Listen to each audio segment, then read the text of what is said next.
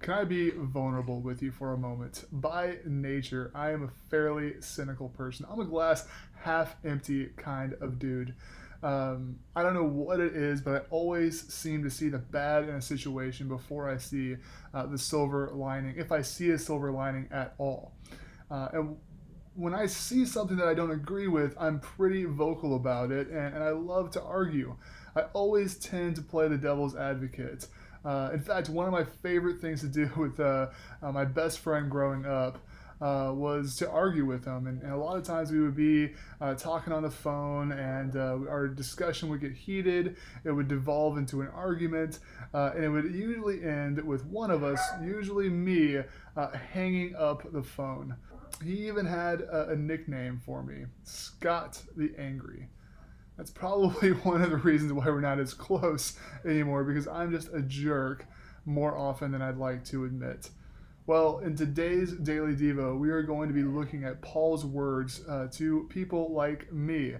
So go ahead and pause the video, read Philippians chapter 2, verses 12 through 18.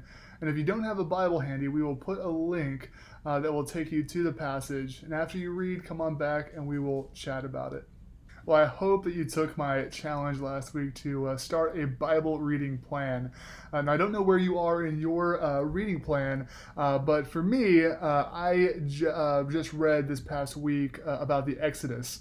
And I felt so bad for that poor guy Moses, who had to lead these Hebrews who were constantly complaining and causing problems for him. It seemed like every step of the way, even though they had witnessed God's protection and provision time and time again in miraculous ways that defy understanding, when any little obstacle came up, they would go right back to complaining.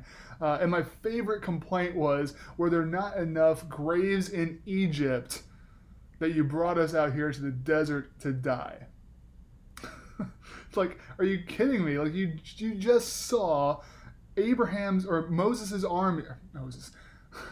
Like, you just saw Pharaoh's army get completely demolished when they tried to attack you, when God let the Red Sea fall in on them. And now, because you're a little thirsty and hadn't seen a miracle in the last 24 hours, you start despairing and complaining and grumbling and causing all kinds of issues for the guy that's just trying to faithfully lead you to where God would have him lead them. The people in the church of Philippi had a lot to complain about too. They were undergoing some pretty heavy persecution and hostility from their non-believing neighbors. And with any church, there is plenty to argue about. What is the joke? If you get three Southern Baptists together, you'll have five different opinions, right? We just love to argue. But Paul encourages the people of Philippi and us to not be like that. It's the way of the world to complain and to argue, but we are the children of God, and we're called to rise above that. We're called to be at peace with one another, and as much as it is possible for us to do. We are to shine like stars in the sky and to model a different way of living, so that when people see us, they say, there's something different about that guy. You have a peace about you in spite of the worst circumstances.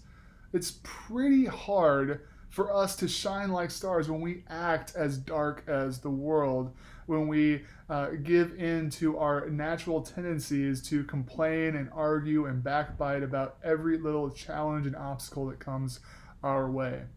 In today's world, there's plenty for us to complain about, and if you read the news or have been on social media at all, there's plenty for us to argue about too. But we're called to be different. If anyone had something to complain about, it was Paul, who was sitting in prison. But instead of complaining and grumbling, Paul rejoices, even if he is executed, sent to his death. He rejoices for the opportunity to give his life for the Lord. Well, my challenge for you this week is to prayerfully examine your own heart. Do you argue with your spouse or your coworkers or your neighbors? Are you like me and you always tend to point out and be vocal about other people's shortcomings? I will leave you with a quote from the Beatles song, "We Can Work It Out." Life is very short, and there is no time for fussing and fighting, my friend. Well, I hope that you enjoyed today's devotion.